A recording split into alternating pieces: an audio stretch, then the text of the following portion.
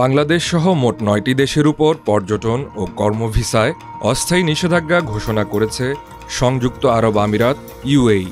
২০২৬ সালের জানুয়ারি থেকে এই নির্দেশনা কার্যকর হবে। এছাড়া ব্যবসায়িক উদ্দেশ্যে প্রবেশ করতে ইচ্ছুক এই ৯টি দেশের নাগরিকরাও নিষেধাজ্ঞার আওতায় থাকবেন। ২০ সেপ্টেম্বর এসব তথ্য জানিয়েছে UAE-VisaOnline.com। ইউএই সরকার এই ভিসা নিষেধাজ্ঞার পেছনে বিস্তারিত কারণ প্রকাশ করেনি।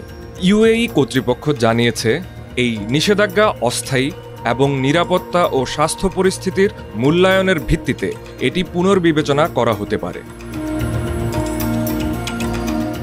ইউএই ইমিগ্রেশন কর্তৃপক্ষের সার্কুলার অনুযায়ী নির্দিষ্ট কিছু দেশের নাগরিকরা বর্তমানে ইউএই ট্যুরিস্ট ভিসা এবং ওয়ার্ক পারমিটের জন্য আবেদন করতে পারছেন না।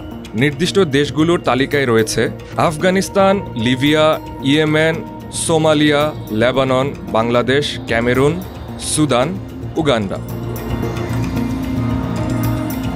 এই ভিসা নিষেধাজ্ঞা ইউএইর কূটনৈতিক সম্পর্ক এবং প্রবাসী সম্প্রদায়ের উপর উল্লেখযোগ্য প্রভাব ফেলেছে। ২০২৬-এ ইউএই ভিসা নিষেধাজ্ঞার তালিকায় বর্তমানে ৯টি দেশ রয়েছে, যারা ইউএই ভিসার জন্য আবেদন করতে পারছে না। ইউএই সরকার এই নিষেধাজ্ঞা কবে উঠাবে তা নিশ্চিত করেনি, তবে এটি অস্থায়ী বলে বিবেচিত।